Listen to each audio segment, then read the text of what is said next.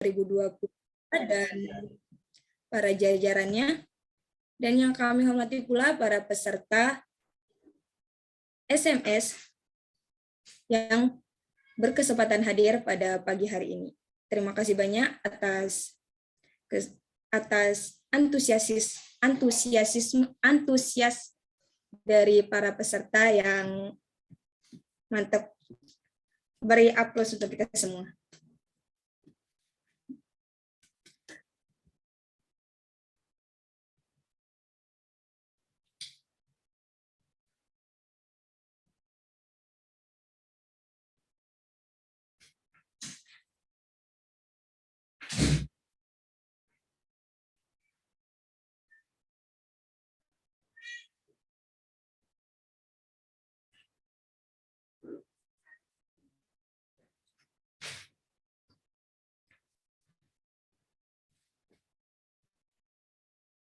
Hadirin yang saya hormati, sebelum kita mulai, izinkan saya, Lestari Etika Suci, untuk selaku moderator dalam kegiatan ini untuk memandu acara hingga acara berakhir. Sebelum kita mulai, alangkah lebih baiknya kita membuka kegiatan pada pagi hari ini dengan sama-sama membaca Al-Basmalah. Bismillahirrahmanirrahim. Hadirin yang kami hormati, Saturday Morning Sharing, bedah jurnal artikel pada pagi hari ini mengambil tema tentang Online Learning and Child Absurd, the COVID-19 Impact on Work and School from Home in Indonesia, yaitu membahas tentang dampak yang ditimbulkan oleh coronavirus di dunia pekerjaan dan pendidikan. Yang dalam hal ini akan dipaparkan langsung oleh pemateri kita, Kakak Isaura Dwi Selvi. Baiklah, untuk sebelumnya, izinkan saya membacakan CV dari pemateri kita pada pagi hari ini.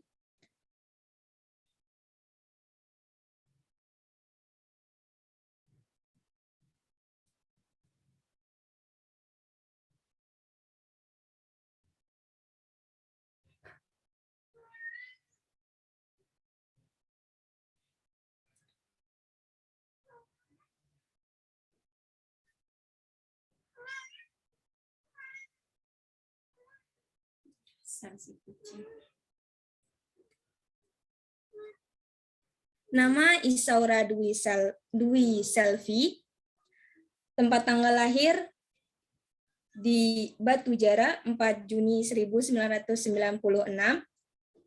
jenis kelamin perempuan, status pernikahan masih lajang, agama Islam, alamat asal dari Komplek SMP 2 Martapura, Okut, Sumatera Selatan, alamat sekarang di Jalan Anggrek 137B, Sembelegi Kidul, Maguwarjo, Depok, Sleman, Daerah Istimewa Yogyakarta. Nomor HP 081 271 459 396. Alamat email isaura.duis2239@gmail.com. Pendidikan terakhir lulus pada tahun 2021, lulus S2 di UIN Sunan Kalijaga dengan jurusan Pendidikan Islam Anak Usia Dini. Dan banyak banget karya ilmiah dari beliau, yaitu salah satunya tahun 2022 ini, jurnal yang akan kita bahas ini sudah termasuk di Scopus, teman-teman. Keren banget kan pemateri kita pada pagi hari ini.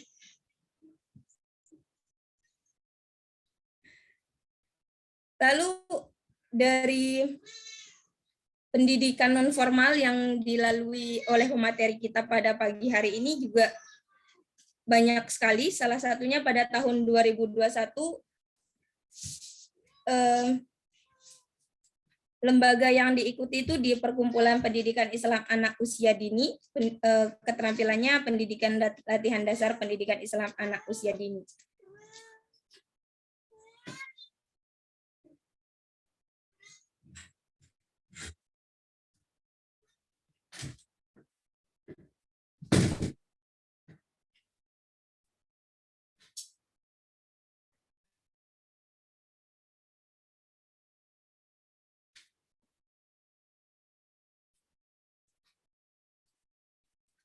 Nah, untuk selanjutnya, izinkan saya menyampaikan sedikit pengantar untuk membuka kegiatan pada pagi hari ini, bahwa di sini di forum ilmiah ini sangat penting untuk kita ikuti karena banyak sekali informasi yang akan kita dapatkan.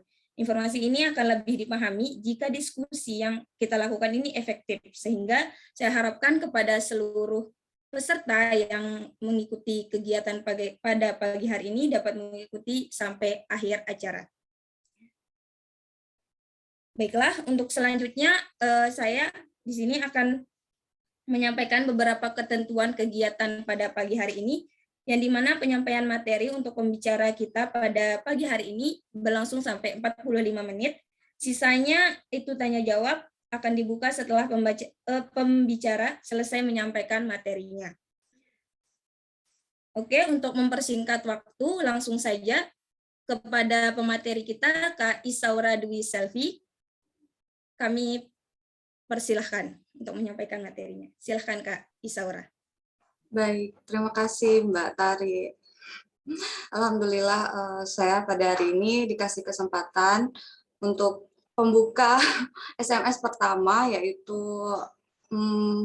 Saturday morning sharing ya. Jadi bentuknya tuh sharing tentang bedah artikel. Nah, yang di bedah pertama ini adalah langsung Scopus ya gitu. Sama Kemenristek yang nggak Sinta dulu gitu ya. Kemarin sempat mikir apa nggak bahasa yang Sinta dulu gitu. Ini langsung dibuka dengan Scopus gitu. Masya Allah. Padahal sebenarnya saya juga masih pemula gitu ya. Saya bukan yang expert gitu dalam menulis. Saya baru pertama juga, baru satu naskah ini kayak gitu. Jadi mungkin saya belum bisa menjawab banyak pertanyaan teman-teman. Kalau misalnya nanti ada kurangnya kayak gitu.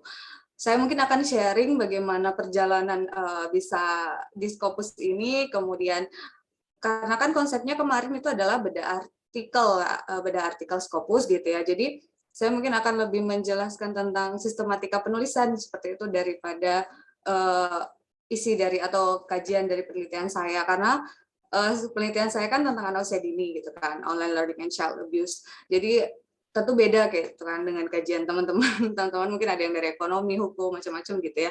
Kalau saya kan dari pendidikan, terutama anak usia dini. Jadi saya akan lebih mungkin sharing tentang sistematika penulisan dan perjalanan Scopus itu sendiri.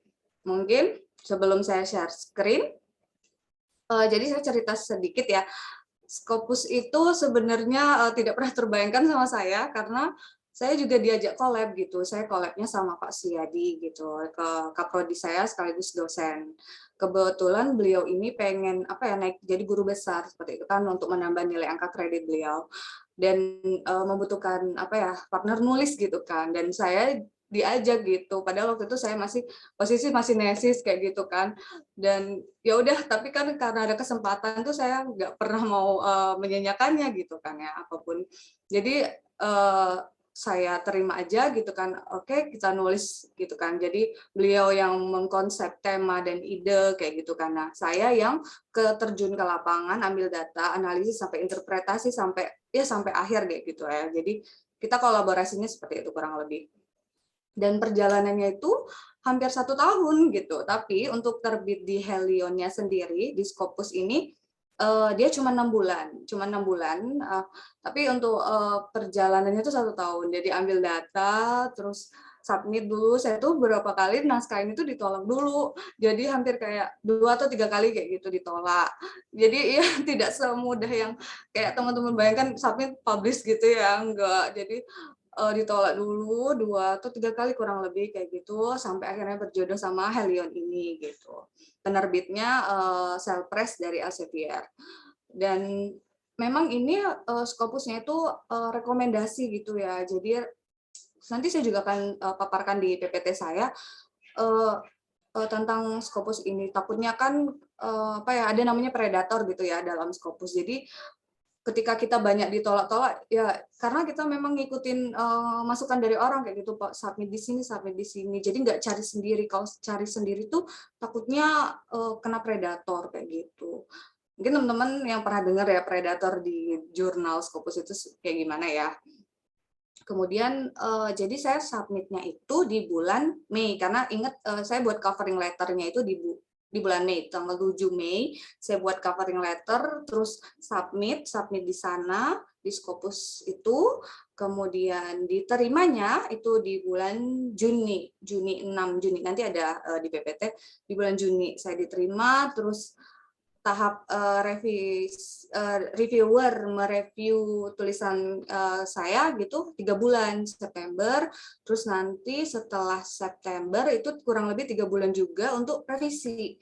Nah, revisinya di Scopus itu sebuah pengalaman yang luar biasa ya, amazing banget karena revisinya tuh kayak apa ya, lebih parah daripada tesis atau skripsi gitu loh.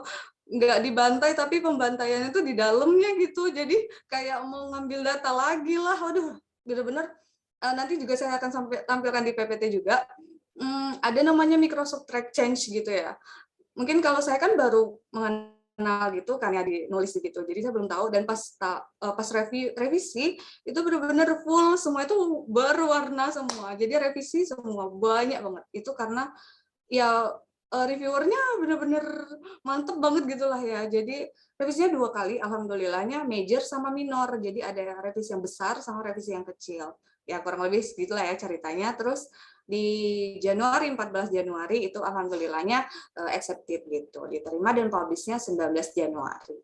Gitu. Jadi saya izin share screen sekalian. Tadi cerita sedikit ya perjalanan Scopusnya. Kemudian ini sharing tentang beda artikelnya kayak gitu. Sudah tampil Mbak Tari? Sudah, Sudah, Kakak. Sudah, Kak. Oke. Ya, jadi membedah artikel jurnal Scopus. Ya, jadi saya mohon maaf apabila nanti ada kurang-kurangnya karena belum pernah membedah artikel apapun gitu ya. Tentang online learning and child abuse, the COVID-19 pandemic impact on work and school from home Indonesia. Jadi kurang lebih saya meneliti itu tentang pembelajaran online dan kaitannya dengan kekerasan pada anak kayak gitu. Dengan saya nulisnya bersama Pak Suyadi. Nah, ini kurang lebih slide yang maksudnya halaman yang pertama. Halaman yang pertama itu saya bagi 2 ya. Saya jadi identifikasinya lebih ke poin-poinnya aja ya. Jadi bukan tentang isinya gitu. Nah, di sini tuh di atasnya itu ada Helion, saya terbitnya di penerbit Helion, Selpres dari Elsevier. Q1 dan SDR-nya itu 0,46 kayak gitu.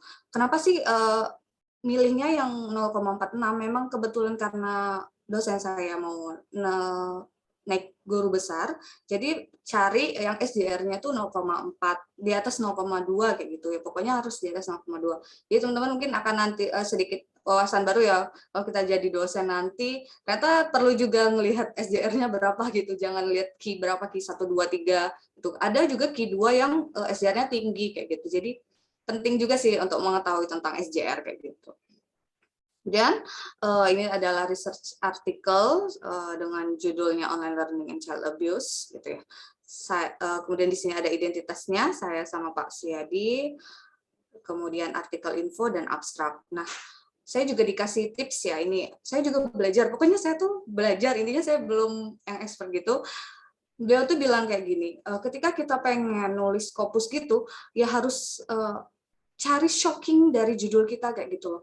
Jadi kayak pandangan pertama editor ke kita itu menarik kayak gitu, apalagi ya dari abstrak dan judul. Jadi kalau misalnya sudah dari judul itu sudah shocking ya, maksudnya gini ya, sudah menjadi kemenarikan buat editor, itu insya Allah diterima. Karena memang ada salah satu dosen juga, partnernya Pak Suyadi ini juga submit di Helion ini nggak diterima gitu kan. Nah, dan sedangkan kita alhamdulillahnya diterima. Nah, beliau tuh bilangnya kayak gini, pokoknya judulnya itu harus menarik dan membuat editor tuh menyukai tulisan kita kayak gitu.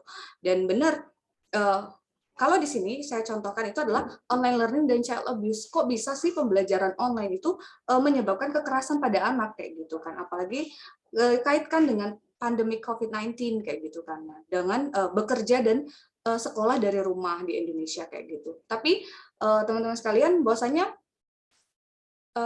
ada apa masukan lain gitu ya. Jadi saya juga buat artikel lain untuk Scopus selanjutnya, tapi Indonesia juga. Nah, itu ditolak juga karena terlalu kearifan lokal. Jadi salah satu editornya tuh menolak naskah yang kedua ini, padahal itu kita melibatkan sampai 1.200 anak gitu kan. Tapi kita ditolak gitu karena terlalu kearifan lokal. Jadi ada sih memang judul-judul yang kadang kan Scopus itu tidak menerima, tapi ini kebetulan Helionnya menerima gitu kan ya. Mungkin karena ada konsep kok bisa online learning itu bisa berhubungan dengan child abuse. Nah, sedangkan di Scopus lain tuh malah ada yang menolak kayak gitu kan ya, maksudnya nggak suka kalau kaitannya hanya Indonesia saja kayak gitu. Kemudian abstrak, nah ya tentu aja ya kalau kita mungkin sistematika penulisan abstrak teman-teman ikutin aja YouTube atau nonton YouTube atau ikutin pelatihan kayak gitu cara menulis abstrak yang baik kayak gitu kan, karena memang editor, saya juga kan selaku editor gitu ya, hanya membaca judul dan abstrak kayak gitu. Poin pentingnya ada di situ, karena kalau kita sudah dari abstrak sudah gaje yang nggak jelas gitu, biasanya sudah di decline gitu ya, di reject gitu sama editornya. Gitu. Kurang lebih seperti itu untuk judul dan abstrak ya di identifikasinya ini. Kemudian jurnal saya ini menggunakan template IMRAD. Jadi IMRAD introduction, method, result and discussion gitu. Jadi introduction sebenarnya ada kalau di jurnal juga ada namanya literatur review, tapi kebetulan Helion ini menggunakan konsep IMRAD gitu kan ya. Introduction, metode, terus result dan discussion kayak gitu. Kurang lebih seperti ini. Aduh, mohon maaf.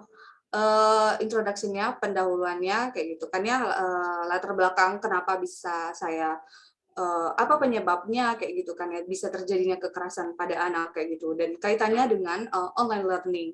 Corresponding autornya Pak Suyadi, meskipun saya juga apa ya membuka akunnya beliau, jadi kan kita sama-sama nulis di situ kayak gitu.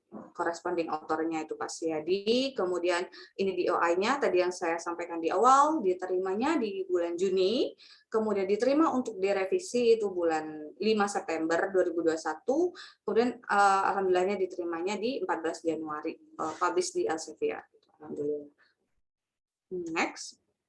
Nah, ada konsep namanya literatur review. Mungkin teman-teman akan sering-sering aja nonton YouTube kayak gitu ya. Jadi kalau ini konsepnya IMRAD, ada juga literatur review. Sebenarnya di sini literatur review itu masuk di introduction kayak gitu. Padahal kalau di tempat lain ada juga loh literatur review yang di luar dari introduction seperti itu. Nah, ini literatur review-nya gabung dengan introduction. Jadi konsep yang pertama adalah online learning itu seperti apa. Kemudian child abuse itu variabel selanjutnya itu seperti apa gitu. Dijelaskan. Jadi latar belakang, kemudian literatur review-nya atau apa sih variabel yang ingin kita teliti kayak gitu kan. Misalnya kemarin contohnya baik atau wakaf atau misalnya gitu kan. Di sini satunya wakaf gitu. 1.2-nya apa gitu berkaitan dengan apa kayak gitu ya kurang lebih. Literatur review kurang lebih menjelaskan variabel kita seperti itu.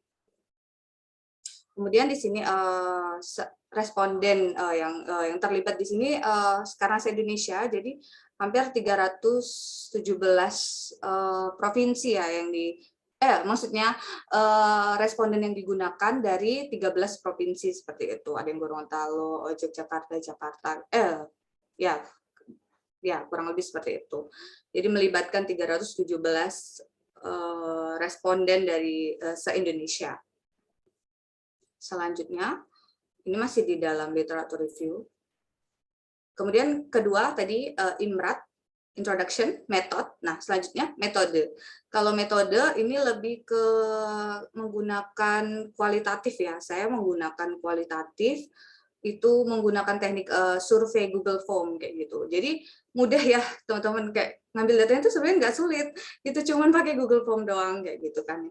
Tapi yang mungkin yang sulit dari nulisnya adalah mengkonsepnya, seperti kayak mikirnya, menganalisisnya, itu aja yang sulit. Tapi ngambil datanya sebenarnya, kalau teman-teman sudah ada poin-poin penting apa yang ingin diteliti, ya mudah gitu loh untuk menyelesaikan satu naskah. Yang penting sudah ada metode yang apa yang digunakan, dan jangan yang susah-susah juga nggak apa-apa. Ini contohnya saya saja, ini cuma menggunakan Google Form, seperti itu. Dan di-share-nya kan bisa se-Indonesia, apalagi misal circle-nya saya kan anak usia dini dan guru-guru PAUD kayak gitu kan. Jadi ketika men-share ya guru-guru PAUD, misalnya ada webinar-webinar PAUD, nah share-nya seperti itu. Jadi ngambil data itu tidak sulit buat teman-teman kayak gitu ya. Jangan terpaku ketika Scopus itu kuantitatif terus kayak gitu yang sulit-sulit kayak gitu. Saya juga bukan ranah yang expert di kuantitatif juga kayak gitu ya, tapi ternyata bisa juga loh dengan simple seperti ini kita tuh mencari tahu gitu ya tentang penelitian kita. Kemudian di sini research instrumen, jadi perlu menambahkan instrumen, jadi menguatkan metode kita. Apa aja sih? Kenapa apa aja sih poin-poin indikator yang ingin kita capai kayak gitu ya? Menjawab rumusan masalah dari penelitian kita kayak gitu. Misalnya kalau saya kan online learning, child abuse. Nah, child abuse itu terbagi 3, ada yang psikol kayak gitu kan, yang ada yang apa ya verbal kayak gitu. Jadi ya sesuaikan dengan kajian kalian masing-masing kayak gitu ya, kurang lebih seperti itu. Dan ya karena saya banyak mengangkat apa ya indikator saya itu cukup banyak di sini. Pertama online learning juga ada namanya exploration, elaboration, confirmation kayak gitu. Jadi lumayan pertanyaan di Google Form-nya itu lumayan banyak juga untuk guru-guru dan orang tua se-Indonesia kayak gitu. Next, kurang lebih seperti itu metode ya, instrumennya. Tadi I am Imrat R result. Nah, kalau di sini kan template ya, saya ngikutin template. Jadi di sini template-nya result and findings gitu ya. Jadi apa temuan saya dan hasilnya bagaimana? Kalau yang pertama kan balik lagi ke variabelnya dan indikator penelitian saya itu ingin mengetahui bagaimana dari aspeknya pembelajaran online kayak gitu. Nah, jawabannya ada di tabel kayak gitu kurang lebih. Dan physical abuse bagaimana? Jadi dia menjawabnya di gambar dan tabel gitu. Gambarnya ada di sini. Ini sebenarnya pas saya proofreading itu kolomnya 1, tapi ketika publish itu kolomnya 2. Jadi saya kurang paham kenapa letak gambar saya itu berada di metode kayak gitu. Karena ini kan sudah balik ke editor ya, kalau kita udah mau, yang penting kita udah mau proofreadingnya di terakhir kemarin. Saya ingat banget ini letaknya nggak di sini kayak gitu, tapi editornya yang meletakkan di sini. Cuman kan di sini ada namanya apa ya? Ada tulisannya dan bisa diklik kayak gitu kan. Jadi nanti langsung ke gambarnya. Mungkin maksud editornya adalah ingin menyatukan semua gambar-gambar ini di metode saja seperti itu. Padahal ini sebenarnya result ya, hasil penelitian kayak gitu. Jadi gitu. Memang ada lagi konsepnya adalah kalau di result, ini saya yang sepemahaman saya dan yang diajarin sama dosen saya, result dan discussion itu harus pisah gitu. Di result kita tidak menjabarkan apa ya, analisis kita, enggak. Jadi kita hanya menginterpretasi data saja kayak gitu. Jadi kalau misal kayak ini, ya udah dijabarin aja bahwa 50,2% orang tua itu tidak setuju misalnya dengan pembelajaran online kayak gitu. Sudah sebatas itu. Nah, makanya konsepnya adalah di dalam tabel karena hanya menjelaskan hasil, bukan pembahasan. Nah, kalau di pembahasan nanti ada di discussion. Nah, itu baru analisis kita. Kalau yang di result benar-benar hanya interpretasi data dan display data kita saja kayak gitu. Jadi makanya di sini kenapa tidak ada kayak apa ya pendapat saya kayak gitu atau paragraf pendukung kayak gitu kan nggak ada kayak gitu. Jadi benar-benar hasil, cuman hasil saja.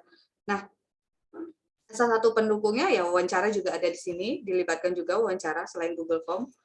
Di sini ada wawancara gitu. Nah, temuan saya itu saya sesuaikan dengan aspek-aspek yang saya butuhkan untuk menjawab penelitian saya gitu. Ada nggak sih kekerasan fisik, ada nggak sih kekerasan emosional, ada nggak sih kekerasan verbal, ada nggak penelantaran dan penyebab kenapa orang tua itu melakukan kekerasan itu kayak gitu. Jadi itu result itu posisinya adalah hanya menunjukkan hasilnya saja tanpa kita ada jabaran atau argumentasi kita lah ya seperti itu kurang lebih. Itu result and findings. Kemudian discussion. Nah, di discussion, nah barulah kita boleh namanya untuk, oh ya balik lagi ke result tadi. Result tuh ini saya diajarinnya seperti itu ya, tidak boleh ada kutipan apapun dan teori apapun di dalam result tuh benar-benar tidak boleh, karena di result memang hanya menunjukkan hasil kita saja. Tapi kalau di discussion boleh, bahkan sangat dianjurkan untuk menambahkan teori-teori kayak gitu kan ya.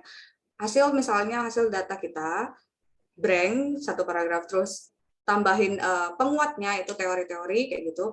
Terus ada lagi yang saya masih ingat sampai sekarang ketika major revision itu disuruh kaitkan dengan negara lain. Nah, ini contohnya di sini di Italia itu seperti apa orang tua itu terhadap online learning kayak gitu. Jadi baru di discussion tuh boleh ada penelitian terdahulu, referensi, teori kayak gitu. Pokoknya nambahin referensi atau citasi itu hanya boleh di discussion. Kalau ini template-nya IMRAT ya. Kalau di result tidak boleh ada citasi apapun. Nah, tapi ada juga template yang result dan discussion tuh gabung. Nah, kalau di situ boleh banget ya. Jangan sampai kalian nggak ada referensi sama sekali di discussion, karena memang minimal tuh kan saya pernah juga di revisi itu minimal 10 ada referensi lah kayak gitu di discussion kita gitu, minimal ya. Kurang lebih. Kemudian seperti itu ya mungkin ya, IMRAT tadi, Introduction Method Result and Discussion. Kemudian nah ini deklarasi gitu ya. Jadi pas saya ini di akhir di akhir PDF, di akhir filenya itu ada deklarasinya gitu, ditampilin juga. Jadi ini deklarasi ini muncul saat kita submit kayak gitu. Dan memang saya kan belum punya pengalaman submit di Scopus gitu, dan tidak ada tempat bertanya kayak gitu. Dan memang OJS tampilan website setiap jurnal kan beda-beda gitu ya. Nah di sini tuh benar-benar ya belajar sekali, buta ya, meraba-raba saja gitu kan, yang isinya tuh apa kayak gitu. Yang dibutuhkan adalah Google Translate gitu. Jadi kurang lebih mempelajari, yang malah saya pusing itu adalah mensubmitnya sendiri malah menurut saya, karena macam-macam, tampilannya macam-macam, terus deklarasinya panjang banget. Pokoknya apakah penelitian kalian tuh melibatkan hewan, misalnya contoh, lebih kayak ke survei juga kayak gitu salah satunya, tapi yang ditampilin deklarasinya mungkin hanya ini saja gitu ya. Nah itu jadi teman-teman seru sih kalau menurut saya ya, coba aja submit Scopus gitu, coba-coba kayak gitu kan ya, karena mencari pengalamannya aja kayak gitu dari mensubmit Scopus, barangkali kan tembus gitulah ya. Tapi hati-hati sama predator, balik lagi. Nah, saya akan jelaskan tentang deklarasi ini. Nah, tampilan deklarasi ini, yang pertama adalah author contribution statement. Itu Pak Suyadi itu mengkonsep, mendesain kayak gitulah ya. Memang beliau yang punya ide dan segalanya, dan saya yang melanjutkan kayak gitu kan, dari analisis, ambil data sampai menulis juga. Beliau juga menulis, jadi memang kolaborasi berdua kayak gitu. Cuman versi online, padahal tahun kemarin emang online kok gitu kan. Jadi kalian boleh sih misalnya mau kolaborasi sama siapapun dari negara manapun, kan kita bisa via kayak share Zoom atau online kayak gitu. Jadi mudah sih kayaknya kalau misalnya mau melibatkan orang lain kayak gitu di zaman sekarang ya. Dan ini tambahan lagi mungkin ya buat teman-teman kayak gitu. Sebenarnya di sini pasien ini ada kekurangannya, yaitu hanya menambahkan sesama UIN. Contohnya adalah saya sesama UIN. Padahal semakin baik kalau misalnya Pak Syedi itu menambahkan dari universitas lain, apalagi beda negara kayak gitu. Libatkan aja beda negara kayak gitu, misalnya dari Malaysia kayak gitu, Thailand, Filipina, macam-macam ya, itu dilibatkan. Malah itu semakin editor itu semakin menyukai tulisan kita gitu. Apalagi dilihatnya itu beda negara, jadi kan tentu saja berarti penelitian ini ditinjau dari dua tokoh negara yang berbeda, kok bisa sih menjadikan sebuah naskah yang sama kayak gitu. Jadi itu lebih mendukung sekali kalau teman-teman ada temennya yang dari luar negeri kayak gitu, malah bagus banget. Dan malah katanya itu lebih valid ini karena kan Pak Syedi juga ada coach ya dalam membuat artikel ini. Jadi beliau juga bilang makin banyak penulis itu malah makin bagus gitu. Malah beliau hampir kayak disalahin juga ya, kenapa hanya nulisnya berdua sama saya saja, padahal melibatkan orang lain itu semakin baik kayak gitu. Kemudian funding statement-nya, alhamdulillah sekali saya tidak mengeluarkan biaya apapun, karena saya kalau mau ngeluarin biaya ya sedikit mahal ya kalau di Helion, apalagi dia 0,4 SDR-nya gitu. Alhamdulillahnya saya dari Sinta juga sama Scopus ini nggak ada yang berbayar. Yang berbayar malah yang Sinta-Sinta 4 kayak gitu. Saya malah bayar yang di situ. Yang Sinta-Sinta yang itunya malah nggak bayar gitu. Jadi perlu sih namanya kolaborasi. Nggak apa-apa kok kita nggak usah harus jadi apa ya nulis sendiri itu nggak. Malah kolaborasi itu semakin bagus. Dan disupport oleh PPM gitu. Jadi nggak pakai biaya pribadi ya teman-teman yang mungkin kemarin ada yang nanya gitu ya. Kena kok mahal banget gitu ya. Alhamdulillah kemarin tuh sih cuman 25 juta gitu ya. Cuman sekarang udah naik jadi 30-an kayak gitu, hampir kurang lebih 30 gitu. Naik tahun ini naik gitu. Tapi kalau bisa ya nggak usah pakai dana pribadi gitu ya teman-teman untuk fee yang terlalu tinggi ini gitu kan karena eman-eman gitu ya. Lanjutnya data available statement ya itu kurang lebih. Terus deklarasi interest statement-nya tidak ada no conflict gitu ya. Ya kurang lebih seperti itu. Conclusion, oh ya tadi sebelumnya karena ini PDF-nya kan panjang ya nggak kelihatan jadi saya bagi dua. Terus sebenarnya ada conclusion ya kurang lebih seperti itu teman-teman pasti udah tahu lah ya cara membuat kesimpulan. Kalau kurang ini ya kita nonton di YouTube aja banyak kok sekarang apa ya cara-cara setiap poin-poinnya atau nggak ngikutin pelatihan seperti itu. Reference tentu saja menggunakan Mendeley dan Zotero, Mendeley atau Zotero kayak gitu. Jadi jangan tidak menggunakan itu ya teman-teman seperti itu. Ini sebenarnya ada lagi sampai bawah ya, cuman saya apa ya screenshot yang atas-atasnya aja poin judul subbabnya. Kurang lebih kata beliau itu referensi itu jangan sampai di bawah 30, lebih lah, kalau bisa lebih malah semakin bagus gitu. Makin banyak referensi berarti kan semakin menguatkan penelitian kita kayak gitu. Oke, mungkin ini saya Mbak Tari, saya waktunya berapa lama lagi? Udah kelebihan nggak sih? Masih, Kak. Apa Kak lanjut?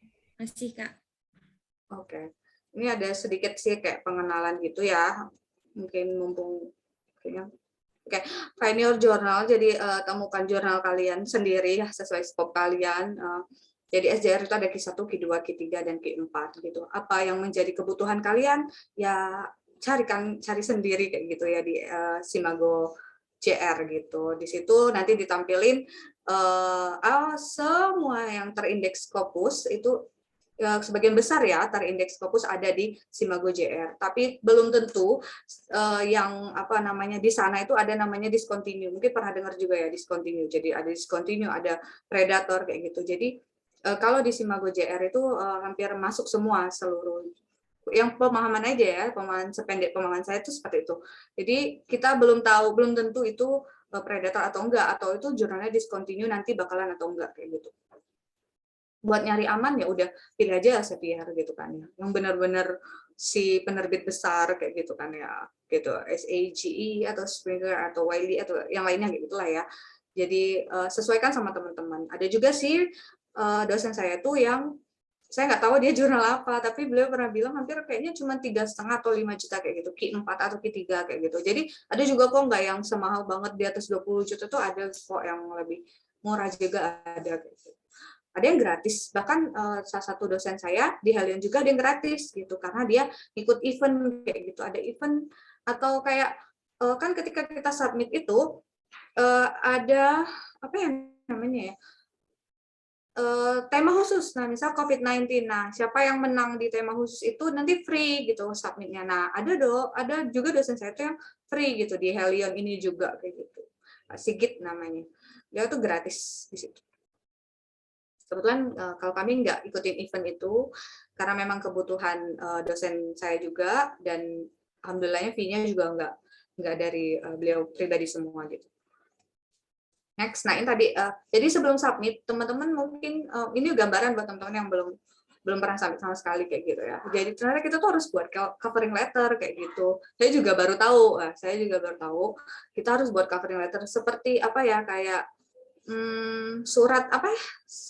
Surat pengantar lah ya kayak gitu kan ya. Kalau kita tuh mau kirim naskah kita seperti itu dan di sini poin-poinnya adalah judul, nama penulisnya siapa, terus alamat emailnya, terus publish di mana, Helion kayak gitu. novelty-nya apa? Nah, kebaruan dari penelitian kita tuh apa gitu kan. Jadi di sini itu juga hampir mirip kayak abstrak tapi lebih ke latar belakangnya dan lebih ke ringkas dan kemenarikan dari penelitian kita tuh apa kayak gitu. Novelty-nya. Nah, di sini yang benar-benar akan dilihat sama editornya.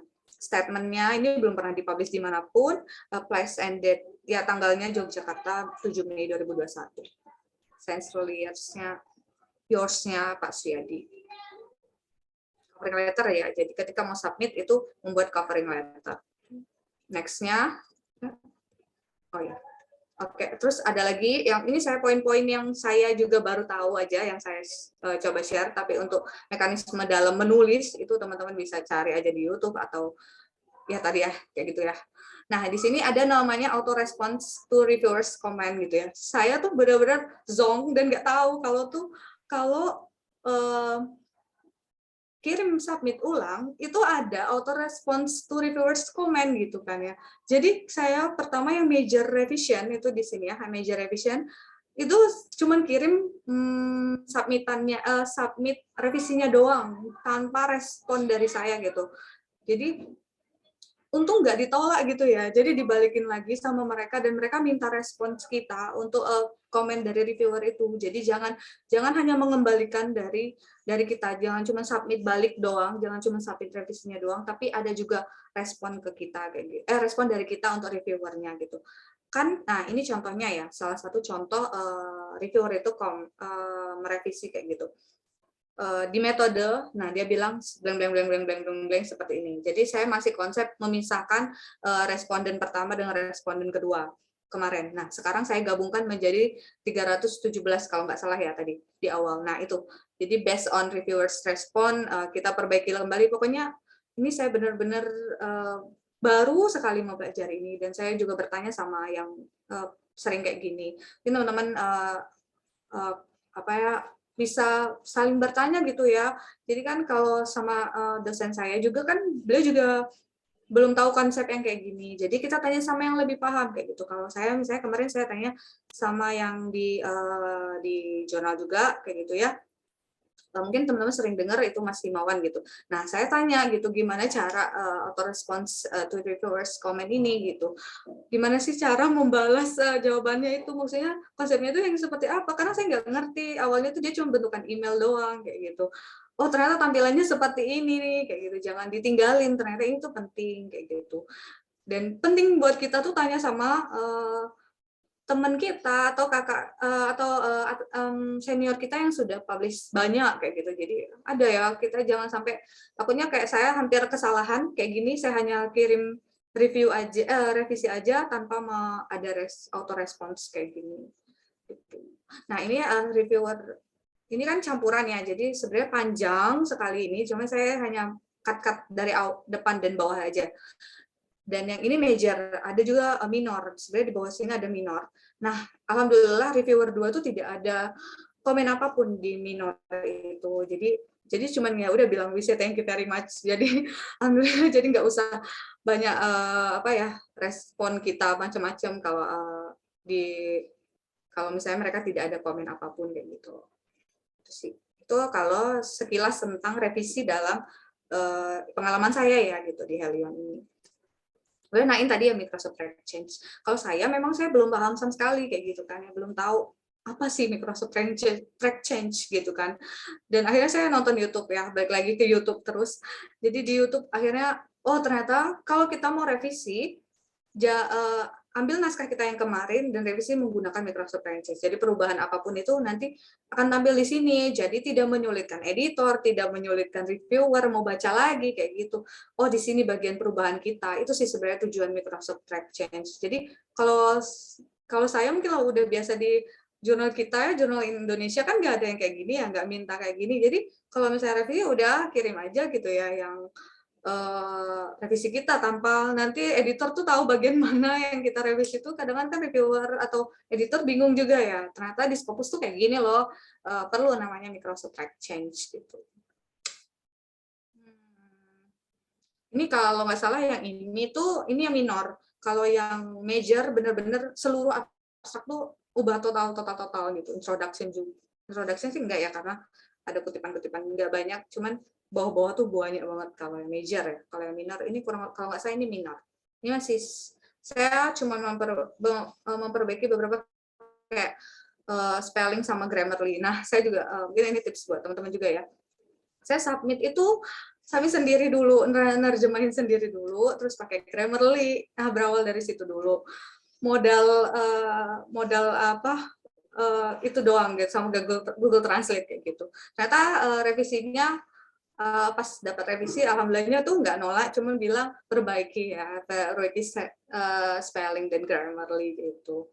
Jadi akhirnya ketika kita revisi major itu kan setelah saya revisi esensi dulu dari kajian saya itu intinya apa dan apa-apa aja yang salah diperbaiki.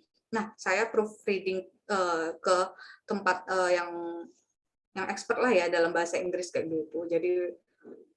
Jadi 2 kali membahasa Inggriskannya, tapi di tempat yang lebih ahli gitu. Nah, ini tadi awas predator. Mungkin teman-teman hati-hati ketika submit kayak gitu ya. Apalagi kan fee-nya tuh sudah bukan lagi yang kayak di Sinta 4 gitu ya 300 atau 500 gitu kan. Ini kan udah Scopus kayak gitu ya target kita. Jadi awas predatornya gitu ya. Kriminal dalam link dalam internet gitu ada juga kayak gitu. Jadi hati-hati. Sebenarnya di bail list ini lebih ke list-list apa aja yang sudah terindeks predator kayak gitu. Jadi nanti teman-teman bisa cari sendiri caranya, tinggal control find aja di bail list itu atau di predator journal. Itu sudah ada terlist jurnal-jurnal yang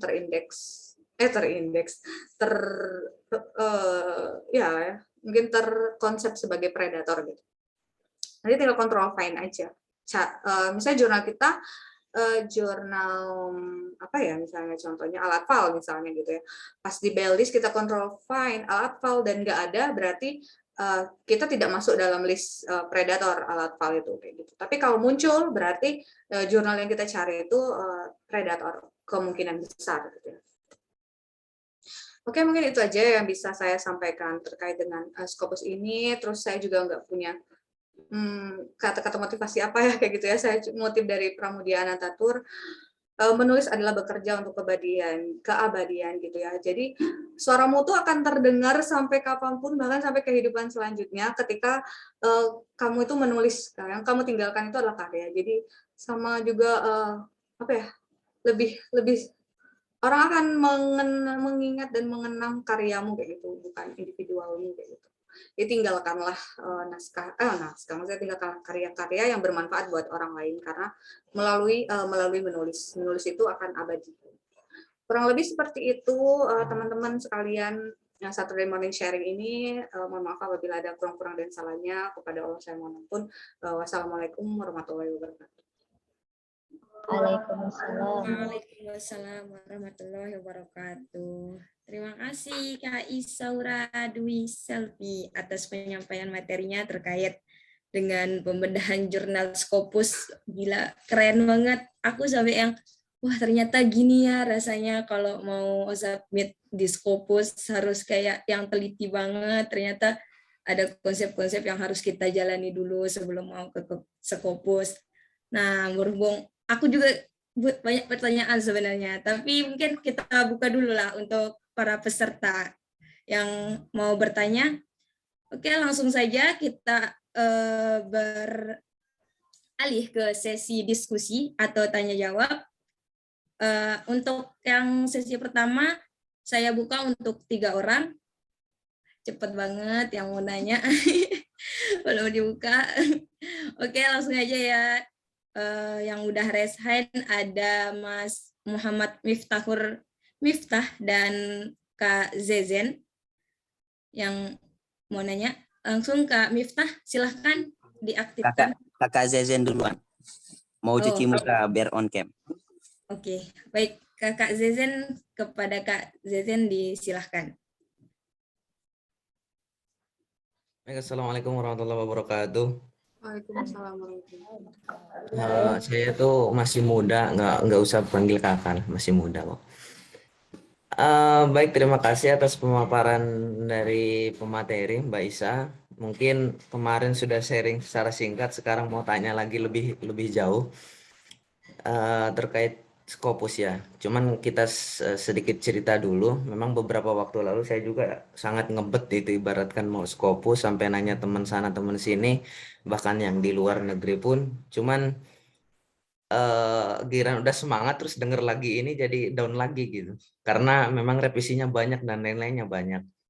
Itu mungkin satu motivasi lah karena oke, kita sudah menentukan tema, tetapi ternyata mencari novelty itu kan kita juga agak susah ya, apalagi kan ketika studi kasusnya ingin di luar negeri kan gitu, apalagi dengan literatur yang bahasa Inggris kita pun terbatas gitu. Jadi mungkin saja kita menyangka bahwa kasus itu belum pernah diteliti, tapi ternyata pernah diteliti kan gitu.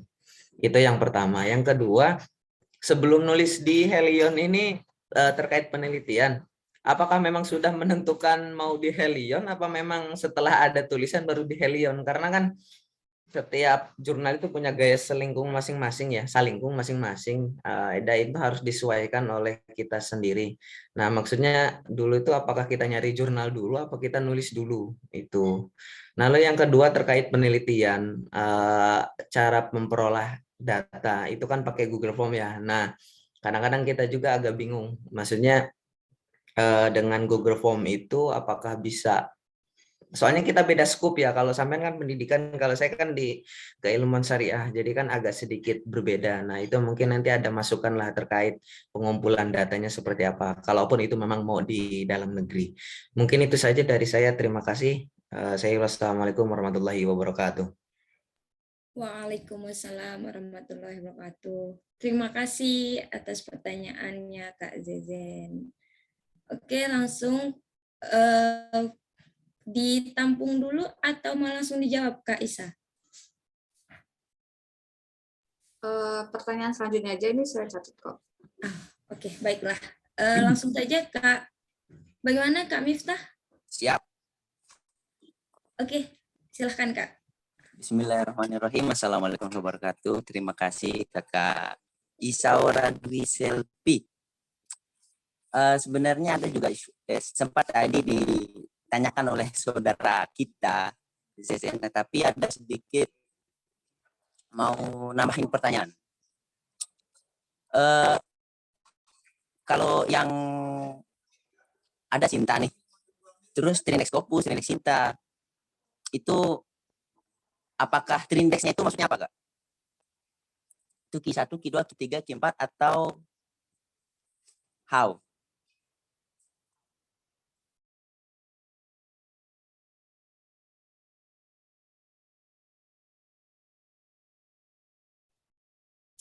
Oke. Bagaimana Kak Miftah? Apakah sudah? Sudah, Kak. Oh, oke, baiklah. Pertanyaannya saya ulang ya. Terkait maksud dari indeks itu ya. Begitu Kak Miftah? Iya. Oke.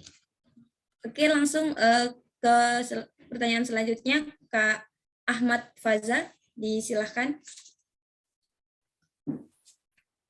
Baik, sebelumnya terima kasih kepada Mbak Isa telah memaparkan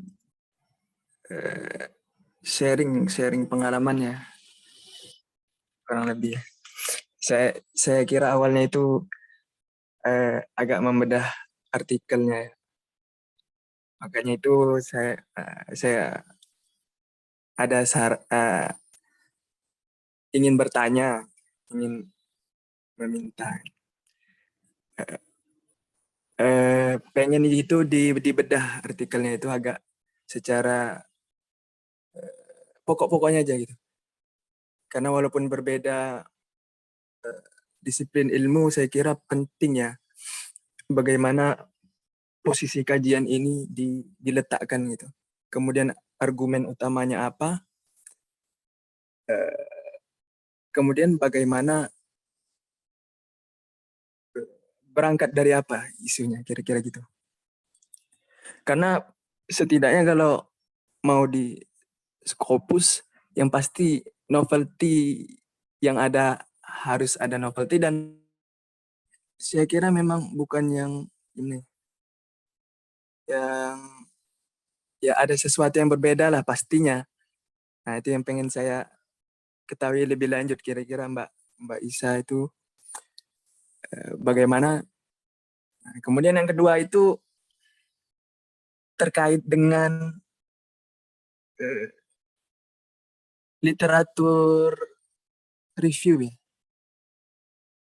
Itu saya juga pernah dengar itu. Kalau di pendahuluan itu ada fakta sosial, ada fakta literatur. Kira-kira menurut pengalaman Mbak Isa sendiri itu bagaimana mengangkat kedua hal ini dan menghubungkannya dengan artikel kita. Mungkin itu saja. Terima kasih.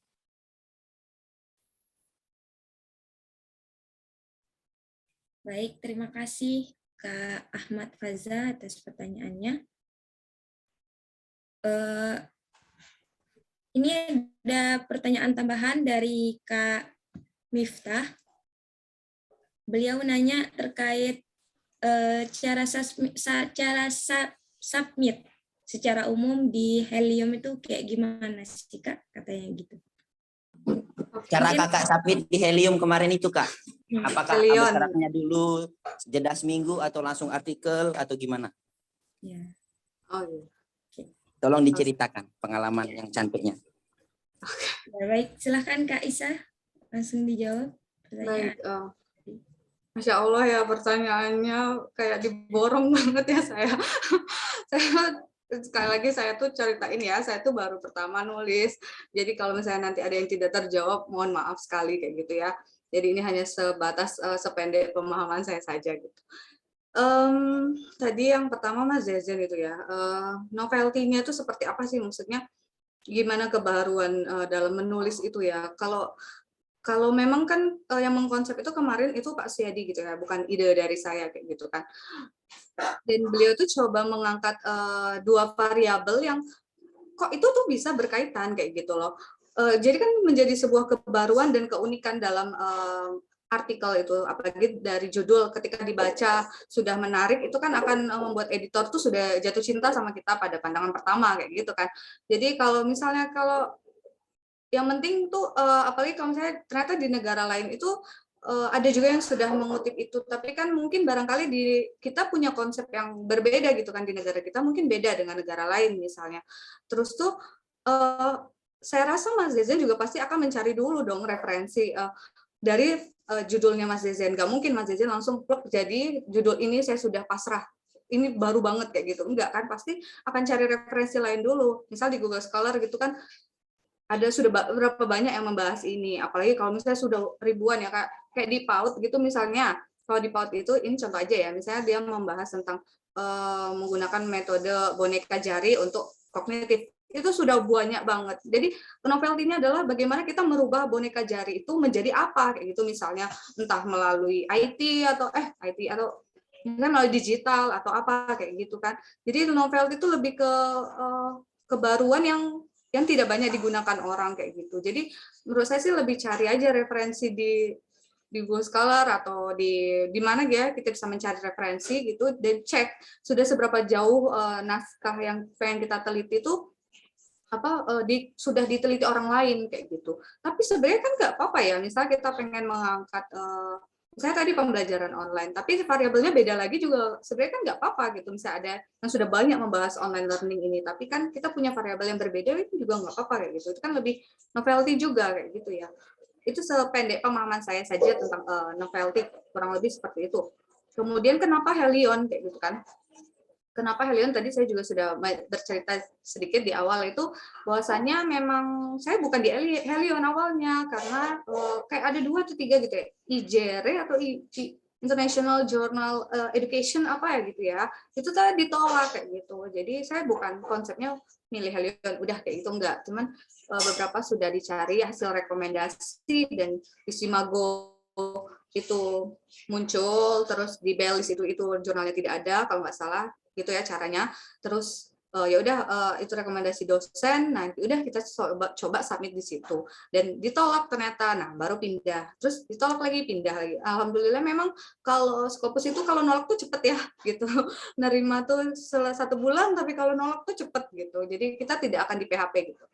Jadi kenapa Helion ya memang hasil rekomendasi dari dosen gitu kan ya, seperti saya pernah juga bilang hati-hati sama predator, kalau kita submit asal-asal takutnya predator gitu. Jadi lebih baik kenapa milih Helion ya rekomendasi dosen, dan itu sudah dari beberapa kali ditolak dulu. Kemudian pertanyaan ketiga ya Allah, saya dikasih banyak.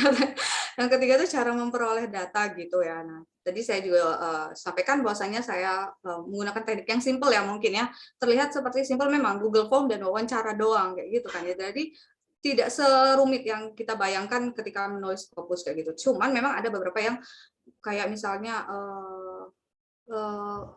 salah satu coach saya juga di jurnal itu, beliau itu kan ahli meta analisis gitu. Nah, ada juga yang pakai meta analisis. Nah, kalau saya kan kurang paham ya di meta analisis atau statistik atau kuantitatif seperti itu. Jadi macam-macam sih cara memperoleh data. Apalagi Mas Zezen mungkin bisa ikutin pelatihan kayak gitu atau apa kayak gitu ya, lebih yang ke cara memperoleh datanya seperti itu. Kalau saya mungkin lebih konsep, karena kan sosial ya, kayaknya kita juga sosial ya, sesama sosial, mungkin lebih mudahnya ya menggunakan Google Form atau ya apalah kayak gitu ya, wawancara, FGD kayak gitu, observasi, dokumentasi ya, lebih kurang lebih seperti itu. Mungkin kurang lebih seperti itu ya Mas Zezen. Saya apa mungkin ada yang ingin didiskusikan atau ditanyakan lagi? Gimana Mas Zezen? Kita kembalikan ke Next penanya. aja, next. Oh ya, Insya next Allah aja dulu ya. sudah ada insight baru. Ya, Oh alhamdulillah. iya, Mbak Kak Isa, terkait Iya. motivasi yang tadi Mas Zezen tanya, motivasi kalau kita down ngelihat ini reviewer. Oh ya, nggak kecatat itu ya sampai. Iya. Oh ya itu Itu down banget ya. bagaimana? Jadi butuh healing dulu tuh. Kan major itu benar-benar kalau saya tampilin itu ya banyak banget, benar-benar major revision tuh banyak banget, udah kayak down dulu, dan memang Pak Suyadinya memang coba nyuruh saya coba dulu, baru nanti diskusikan sama saya kayak gitu. Jadi kan dari zone tuh ya memperbaiki itu. Memang kayak apa ya, ada butuh healingnya dulu ya kan kalau misalnya mau ngeluarin otak tuh ya bener-bener. Jadi kalau motivasinya sih di apa ya, coba aja kerjain aja gitu. Dan kalau tipe saya tuh lebih suka mepet-mepet gitu ya. Tapi saya punya konsep gitu dari awal, saya tahu akan apa yang saya cari gitu. Jadi nggak mepet di H-1 saya sudah blek ngerjain, tapi saya sudah membaca dulu dari awal apa nih yang saya cari. Oke, ya ampun yang dirubah ini. Oke, saya mulai cari yang di situ dulu. Jadi saya alhamdulillahnya memang kalau revisi dari reviewer itu dia per poin-poin di metode, di introduction kayak gitu kan ya. Jadi saya tahu apa yang harus saya rubah kayak gitu. Nah, dari awal saya mengumpulkan dulu, saya belum langsung selesaikan, enggak, saya kumpulin dulu apa yang saya butuhkan buat ditulis, saya kumpulkan, terus itu dan deadline kayak gitu. Jadi motivasinya tuh ya lebih ke saya harus selesai ini karena ini deadline kayak gitu. Jadi tapi saya sudah mengkonsep apa yang akan saya tulis kayak gitu, kayak gitu. Dan memang benar-benar sabar aja gitu ya ngelihat banyaknya komentar gitu. Memang kita kan banyak kekurangannya ya. Jadi kalau kita dari tahu kekurangannya di situ, malah kita tuh jadi makin ini loh apa di naskah kita selanjutnya itu sudah tahu apa yang akan kita tulis. Menurut saya sih itu jadi pengalaman yang menyenangkan sih buat saya kayak gitu. Dari kesulitan yang saya coba hadapi.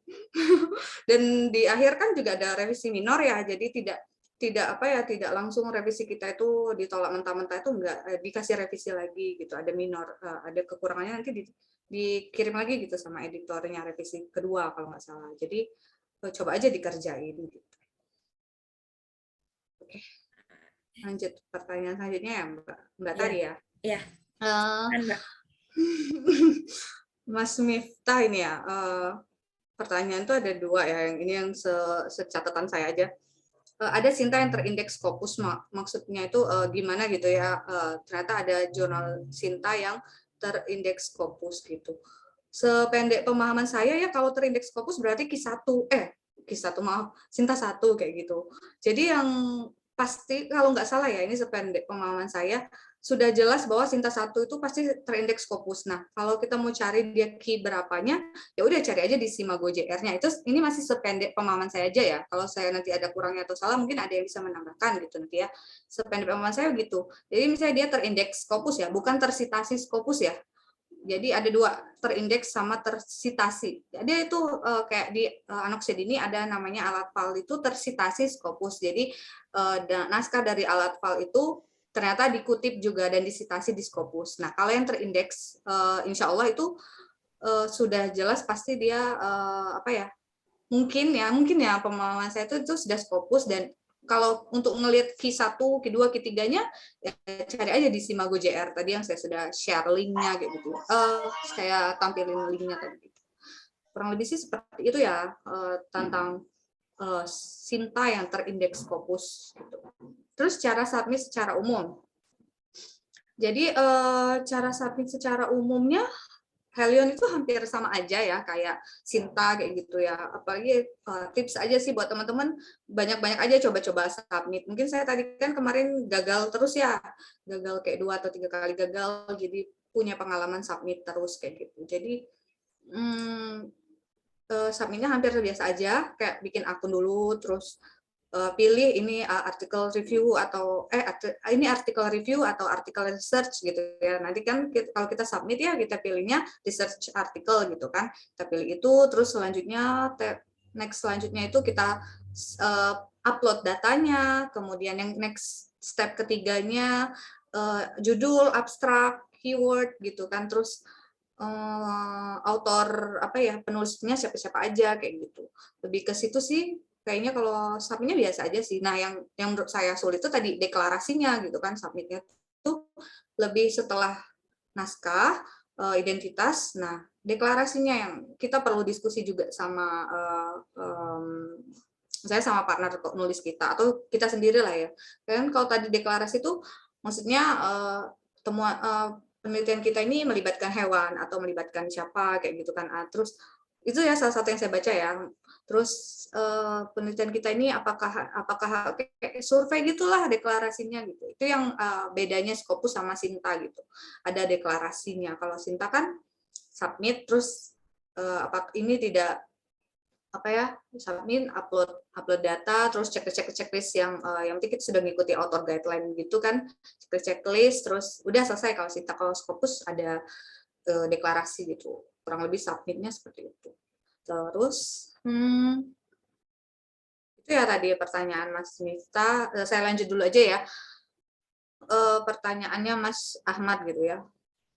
Mas Ahmad itu bilang bahwasanya pengen dibedah gitu ya artikelnya.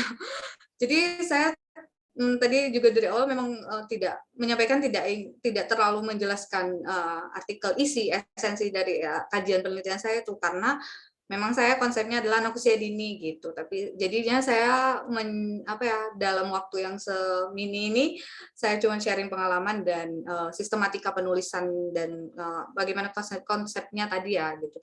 Tapi yang ditanya Mas itu adalah pengen dibedah secara pokok-pokoknya dan argumen pertamanya apa dan berangkat dari isu apa. Nah, jadi memang yang sekarang terjadi gitu kalau sekarang kan kita tahu sendiri ya, kita di era apa gitu ya. Jadi tentu aja pembelajaran online itu sangat menarik editor kalau kita mengangkat online learning kayak gitu kan. Yang lagi yang kita sedang jalani itu ya, isu-isu yang terkait yang terbaru dan sekarang terjadi kayak gitu. Apalagi fenomena kayak gitu kan. Yang saat ini akibat pandemik ini itu kan lebih menarik ya. Apalagi judul saya kan juga memang COVID pandemic kayak gitu kan, COVID-19 akibat pandemik COVID-19 kayak gitu kan. Jadi itu memang jadi lebih menarik editornya untuk menerima naskah kita kayak gitu. Ya itu sih berangkat dari fenomena yang terjadi saat ini, terutama di arah kajian saya pendidikan kayak gitu. Karena kalau saya tadi mau membahas isinya gitu kan takutnya teman-teman nggak relate gitu ya, karena kan beda-beda kajiannya gitu. Kurang lebih seperti itu ya. Kemudian literatur review gitu kan ya. Saya juga masih belajar ya, Mas ya. Jadi saya belum bisa menjawab secara detail. Tadi kan masih bilang ada itu terbagi dua, jadi apa tadi fakta sosial atau apa gitu dia. Itu saya juga baru tahu gitu kan ya. Tapi yang sependek pemahaman saya kalau literatur review itu memang lebih membahas ke lebih ya ini versi mudah memahaminya aja ya dari pemahaman saya adalah kayak apa ya menjelaskan variabel kita itu. Nah, jadi kayak kajian teori ya apa ya kalau di tesis gitu kan kayak deskripsi. Lebih ke teori-teori yang kenapa apa sih yang kita teliti itu apa gitu kan ya. Jadi pembaca atau editor nanti itu akan melihat oh, misalnya saya temanya tadi kan online learning gitu kan. Jadi ya apa aja online learning, definisinya, terus indikatornya apa aja. Tadi saya jelaskan ada 3 gitu kan ya. Di online learning saya mengambil 3 konsep ini untuk di penelitian saya. Jadi jangan coba-coba teman-teman untuk kayak bikin makalah ya gitu ya. Jadi ambillah memang yang untuk menjadi indikator teman-teman ketika di literatur review gitu. Jadi jangan kayak makalah definisi, karakteristik, fungsi, tujuan itu yang no ya. Di literatur review itu enggak gitu. Jadi lebih fokus ke langsung poin pentingnya online learning itu apa yang mau kita cari dari online learning. Itu sih di literatur review sependek pemahaman saya seperti itu kurang lebih. Mungkin itu Mbak Tari ya yang bisa saya sampaikan. Baik, terima kasih kepada Kak Isa atas jawaban dari pertanyaan teman-teman. Saya coba konfirmasi dulu terkait jawaban dari pertanyaan Mas Ahmad Faza. Bagaimana Mas Ahmad Faza? Cukup. Cukup sudah? Ya, terima kasih. Ya. Sama-sama Mas Faza. Oke, berhubung waktu kita masih lumayan banyak waktunya. Mau diskusi, Mas Miftah mau nanya lagi. Ya, silahkan Mas Miftah, silahkan. Tadi aku nggak ditanya, udah selesai belum? Mas Faza. Oke, baiklah Mas Miftah, bagaimana? Ada Jadi kan tanggapan? kakak Isaura, Hmm. kalau Trindek itu berarti udah termasuk apa sih namanya? Sinta. Yang di Scopus itu berarti dia termasuk di bawahnya Elsevier ya. Yang berarti dia udah masuk di Scopus, udah masuk di apa sih? Elsevier itu namanya, Kak. Nah, kalau dia Sinta terus dia di bawah Elsevier juga, berarti dia kayak 2 lembaga atau gimana, Kak? Silahkan langsung saja Kak Isa. Langsung ya, oke. Maaf. Ya nggak apa-apa. Kita kan sambil belajar ya sama-sama. Mungkin nanti saya kalau ada kurangnya bisa ditambahin gitu ya. Yang paham gitu mungkin bisa jawab juga, bantu saya jawab gitu. Sependek pemahaman saya ya gitu tadi, Sinta yang terindeks Scopus ya belum tentu dia maksud saya ya. Elsevier itu salah satu penerbit gitu. Ada penerbit lain yang WAG, ada Taylor and Swift. Pernah baca nggak? Pernah lihat kan? Kayak itu yang terkenal gitu. Terus Springer ya kalau nggak salah cara bacanya gitu ya. Springer, terus WAG, terus Taylor and Swift, nah Elsevier kayak gitu. Itu penerbit besar yang kejurnalan kayak gitu. Jadi kalau untuk Sinta yang terindeks Scopus saya kurang paham ya, apakah dia tuh masuk di mana kayak gitu. Dia dimasuk di penerbit mana tuh saya belum paham, belum sampai situ pemahaman saya gitu. Tapi yang saya tahu kalau kayak Elsevier itu hanya salah satu penerbit, masih banyak penerbit lain gitu. Teman-teman mungkin pernah nggak sih buka di library UIN. Nah, kan sekarang UIN itu udah bisa mengakses Scopus gitu kan. Nah, teman-teman bisa cari di situ di UIN. Nah, itu di library itu ada banyak pilihan gitu loh. Itu salah satunya tuh macam-macam, Elsevier, WAG, terus Taylor and Swift gitu. Jadi UIN tuh sekarang sudah canggih gitu ya, udah mau nyaingin UGM gitu ya. Kalau kemarin kan di tahun saya masih belum bisa mengakses Scopus pakai username sendiri gitu kan ya. Nah, kalau ini UIN tuh udah bisa gitu pakai lewat library-nya itu. Teman-teman bisa cek aja di library UIN suka gitu mau ngeliat macam-macam jenis Scopus itu. Teman sependek pemahaman saya sih seperti itu ya terkait tentang Elsevier kayak gitu. Itu salah satu penerbit gitu. Baik, terima kasih Kak Isa. Bagaimana Mas Miftah? Ada tanggapan lagi? Masih bingung. Bagian mananya Mas? Terima kasih. Enggak, soalnya kan syarat jadi profesor harus terbit Scopus itu enggak sih, bener? Hmm. Nah, ada jurnal nih, Mm-mm. Trindex Scopus, berarti udah boleh gitu? Udah syaratnya terpenuhi atau gimana? Silahkan Kak Isa. Oke, benar. Jadi ini mengangkat tentang PAK ya, penilaian angka kredit. Ketika kita sudah jadi dosen, terus kayak saya kan misalnya kebutuhan dosen saya itu, misalnya Pak Suyadi, karena beliau mau naik guru besar, beliau memang harus mencari jurnal yang terindeks Scopus dan nggak boleh di Indonesia gitu. Sependek pemahaman saya aja ya. Dan kriterianya adalah Q1, kalau enggak SJR-nya tuh 0,2, di atas 0,2. Nah, itu kebutuhan beliau. Jadi penting juga cara cari jurnal kayak gitu ya di Simago JR kalau teman-teman pengen tahu sebesar apa gitu SJR-nya sebesar apa gitu. Jurnal rank. Iya, jurnal rank itu ya. Itu Simago JR tuh ya jurnal rank itu. Saya singkat ya. Ya mohon maaf. Jadi cara nyari jurnal versi kita ya, versi kita yang mahasiswa biasa ini carinya aja di Simago JR gitu. Tetap cek predatornya. Tapi kalau kayak Pak Siedi kan beliau ada akses UGM juga ya. Jadi beliau itu bisa cari Scopus itu langsung di websitenya Scopus sendiri gitu. Jadi makanya beliau juga bisa cari jurnal itu di sana, ngelihat sudah terbit sampai setahun tuh berapa kali kayak gitu, bisa cek di situ.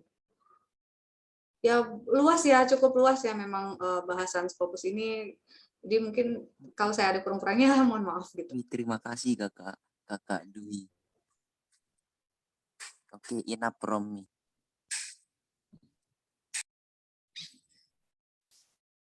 Bagaimana Mas Miftah? Enough. Oke, baiklah. Kalau bahasa Pak Muhajirnya yakfi. Yakfi. Baiklah, ada yang nanya melalui chat Kak Isa. Pertanyaannya, gimana sih cara Kak Isa nyebar data dari penelitiannya? Karena kan itu berbagai provinsi ya katanya gitu. Coba Kak Isa, silahkan. Oke. Ya, cara nyebar datanya ya share dan punya circle gitu ya. Kalau saya kan ke anak usia dini, jadi circle-nya kebetulan juga dosen juga memang anak usia dini, ya guru-guru PAUD PGRA se-Indonesia gitu kan. Terus ada komunitas guru pendidikan anak usia dini se-Indonesia. Nah, kita share di situ linknya, jadi memudahkan kita untuk ambil data karena kita share link di grup yang isinya semua sudah responden yang dari beberapa negara beberapa provinsi kayak gitu. Share Facebook, Instagram, saya tuh sering dulu sering semua grup tuh saya kirimin untuk minta bantu share kayak gitu. Lebih ke caranya ya melalui sosial media gitu. Kurang lebih seperti itu sih cara men-share data penelitiannya. Berarti kayak memanfaatkan circle yang sudah kita bangun di sosial media kita sendiri ya Kak? Betul. Kalau saya kan anak usia dini tadi ya, jadi lebih ke gurunya. Kalau kalian mungkin misal sosial, ya bisa ke siapapun ya, lebih besar malah kalau misalnya mahasiswa gitu kan yang lebih banyak kan lebih mudah, apalagi kalau misalnya ngambil datanya mahasiswa gitu. Oke, baik. Terima kasih Kak Isa atas jawaban pertanyaannya. Bagaimana teman-teman? Ada yang mau bertanya lagi? Saya Kak. Oh ya, silahkan Pak Pres. Oke. Oke, terima kasih atas waktunya. Terima kasih juga Mbak Isa yang telah menjadi pemateri awal, luar biasa ini menggugah semangat kita semua untuk lebih produktif lagi dan tentunya menambah kualitas dari tulisan kita gitu. Nah, pertanyaan saya mungkin mendasar, Mbak, mungkin tapi perlu diketahui kita bersama gitu. Nah, kira-kira apa sih yang bagaimana tulisan yang itu bisa dilirik oleh Scopus Kak gitu? Seperti apa Kak gitu? Nah, bedanya tulisan-tulisan yang layak di Sinta ataupun layak di Scopus itu bedanya apa sih secara umumnya kayak gitu.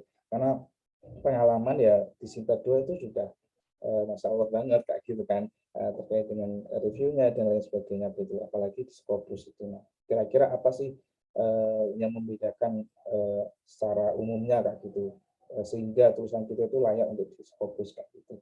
Terima kasih. Baik, terima kasih Kak Muhajir. Langsung saja Kak Isa, disilahkan. Iya, baik. Saya coba jawab semampunya juga ya, Mas. Bagaimana itu bisa layak di Scopus secara umumnya gitu ya. Saya juga kalau menurut saya sih menulis itu yang penting data kita itu lebih ke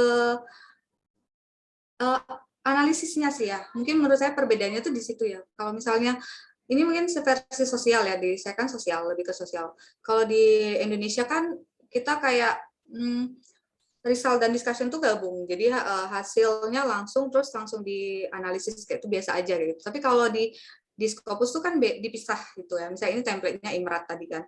Pisah, terus dia lebih detail. Hasil tuh harus seperti ini, kemudian discussion itu seperti ini. Kalau saya juga di Sinta itu, di Sinta 2 itu juga berapa kali revisi itu juga hampir sama sih kayak Scopus ini. Tapi kalau menurut saya juga belum bisa menjawab dengan baik ya Mas ya. Menurut saya ya hampir sama aja sih, tapi kalau levelnya Sinta 2 gitu. Kalau misalnya levelnya kayak Sinta 4 ke bawah gitu ya, tentu akan beda gitu. Gimana ya? Kurang, yang penting respondennya ada gitu kan. Maksudnya apalagi se-Indonesia gitu ya, bisa melibatkan se-Indonesia, terus itu analisisnya tuh pisah gitu kan antara result dan discussion. Ya kurang lebih seperti itulah Mas, mungkin mohon maaf apabila saya belum bisa menjawab.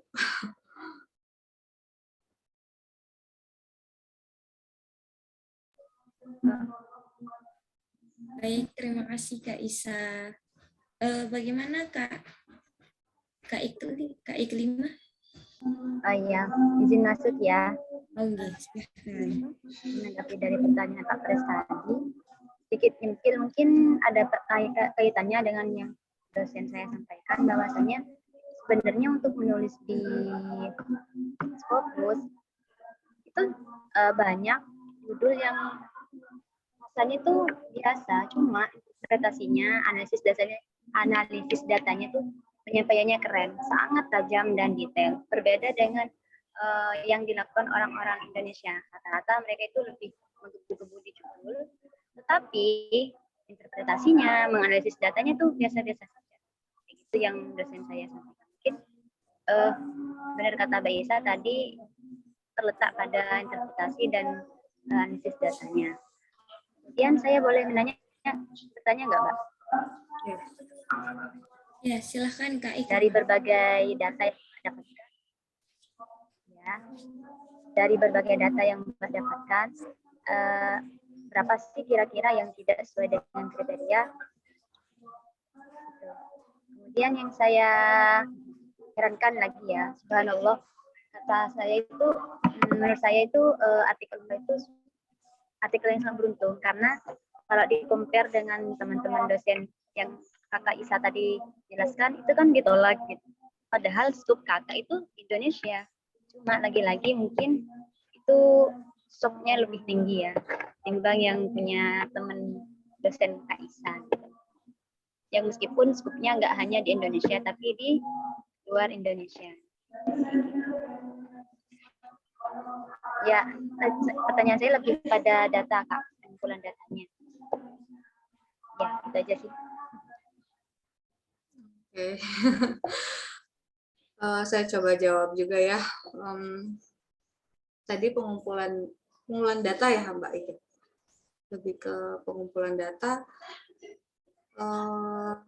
Tadi saya jadi ngeblank. Pertanyaannya gimana? Singkat aja Mbak, panjang banget tadi. Ada nggak yang nggak masuk kriteria? Oh, ada nggak yang masuk? Nah, jadi nggak tadi. Oke. Oke. Jadi benar banget ini sebenarnya di Google Form saya kan bikin kayaknya ada 20 pertanyaan gitu ya, tapi sudah mencakup indikator-indikator pertanyaan yang saya butuhkan.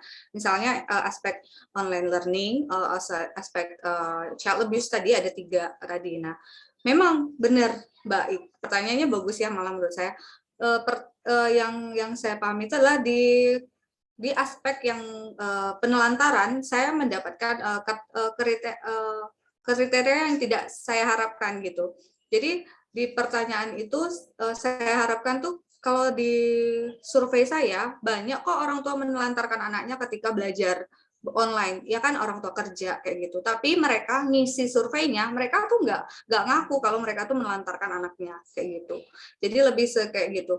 Ada memang yang tidak sesuai dengan ekspektasi saya ketika di Google Form. Memang kekurangannya salah satu itu. Mereka kita tidak tahu kejujuran dari responden dan tidak mungkin juga mereka membuka sebenarnya aib mereka juga ya. Padahal sebenarnya itu bisa menjadikan kebutuhan peneliti, tapi tidak mungkin responden itu akan menjawab seperti itu. Padahal yang saya butuhkan memang sesuai fakta. Fakta mereka tuh banyak di PAUD itu orang tua itu meninggalkan anaknya ketika belajar online kayak gitu. Dan ketika diangketkan mereka tidak menjawab itu. Nah, itu yang jadi kendala juga dalam meneliti gitu. Kurang lebih yang saya pahami seperti itu ya Mbak. Ada kok itunya kayak apa yang tidak sesuai dengan ekspektasi saya.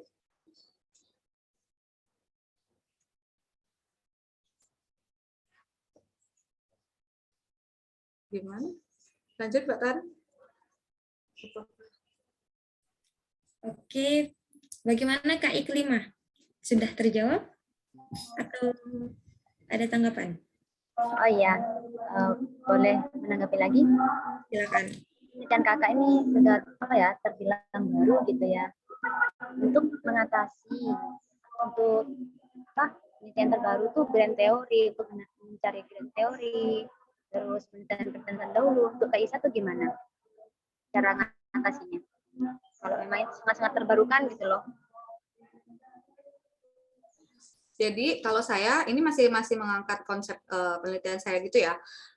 Kan kekerasan anak itu suatu hal yang banyak dari beberapa faktor, ekonomi, sosial, terus kesehatan juga. Misalnya ekonomi misalkan, ada orang yang susah gitu ya, maksudnya dari segi ekonominya sulit kayak gitu, dari segi pendidikan kayak gitu kan ya, kekerasan anak tuh bisa aja kekerasan seksual juga ada macam-macam. Nah, yang berusaha kebaruan saya adalah mengelibatkan dengan pandemi COVID-19 ini kayak gitu, melalui pembelajaran online kayak gitu. Pembelajaran online kan yang terbaru sekarang, tapi ternyata tuh bisa kekerasan itu tidak hanya terjadi ketika di luar rumah juga, maksudnya ternyata tuh di luar rumah atau dengan orang asing, atau kekerasan terjadi karena ekonomi misalnya dalam keluarga itu kayak gitu kan ya. Jadi ada juga ternyata online learning itu bisa nyebabin kekerasan. Nah, misal saya kasih contoh hasil penelitian ini, orang tua itu tidak tahan untuk mengajar anak karena memang dia bukan kompetensinya untuk mengajar. Orang tua itu banyak yang bilang, alhamdulillah ya, yang saya dapat dari Google Form itu, penelitian ini adalah mereka tuh tidak sepakat dengan adanya kegiatan pembelajaran online karena memang mereka tidak punya kompetensi dalam mendidik seperti kita. Kita kan kita belajar pedagogi kayak gitu kan. Sedangkan orang tua kan tidak. Mereka kerja. Ketika mereka kerja, mereka pulang tuh sudah ngajar juga. Mereka jadi guru dan jadi orang tua, double kerja gitu di pembelajaran online. Nah, itu kenapa bisa terjadinya kekerasan pada anak kayak gitu. Pertama kan tadi ada fisik, ada verbal. Nah, ada kayak fisik misalnya menjewer ketika anaknya tuh lagi tidak mau belajar, atau misalnya lagi pembelajaran online itu tidak efektif, tidak optimal, dia dijewer ada. Terus kemudian verbal, yang paling besar itu yang saya peroleh dari hasil angket itu adalah di verbal. Karena orang tuh kayak lebih marahin anak, membentak, ih kok kayak gini aja nggak bisa sih, kayak gitu. Sering banget dan banyak kayak gitu. Jadi yang ditemukan di situ, ketika kita tidak mendapatkan apa yang kita jawab, ya tidak apa-apa. Tapi kan beberapa aspek yang lain kita dapatkan gitu. Contohnya tadi verbal dapat kayak gitu kan ya, dari fisikal juga ada gitu. Kurang lebih sih seperti itu ya, baik. Apakah menjawab atau tidak ya, mohon maaf lahir batin.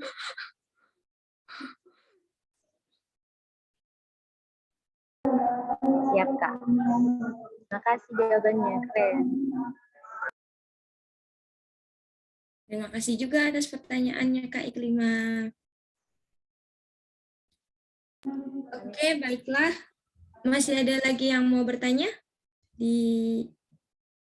Silahkan.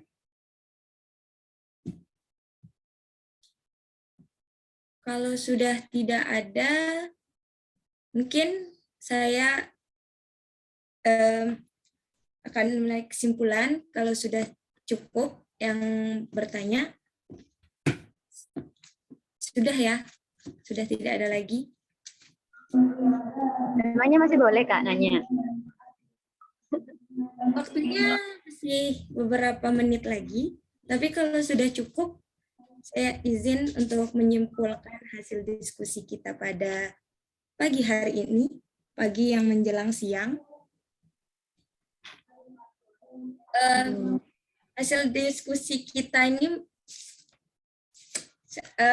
di mana kita tuh harus mencoba untuk menulis seperti kata pemateri. Cobalah untuk menulis dan Scopus, dan kita harus jeli terhadap predator-predator yang ada di karya ilmiah, apalagi di dunia digital saat ini.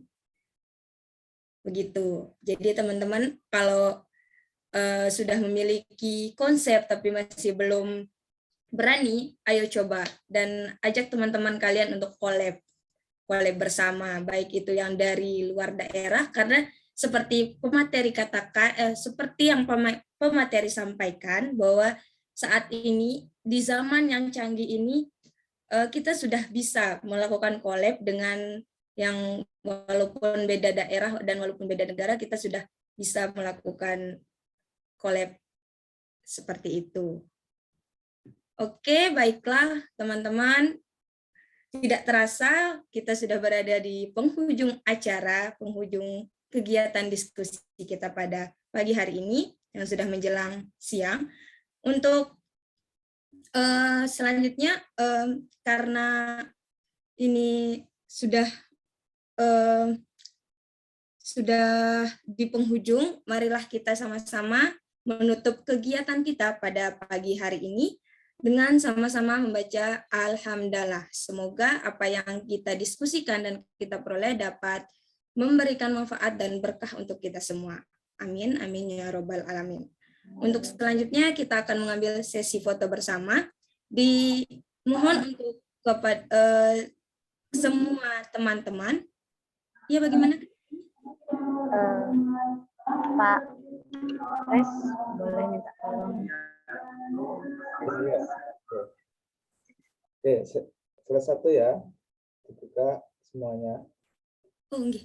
Pak Res. Kameranya. Kelihatan. Ya. Dilihatin wajah-wajah cantik dan gantengnya. Oke, semuanya udah? Udah ya, 1, 2, 3. Ulangi 1, bentar.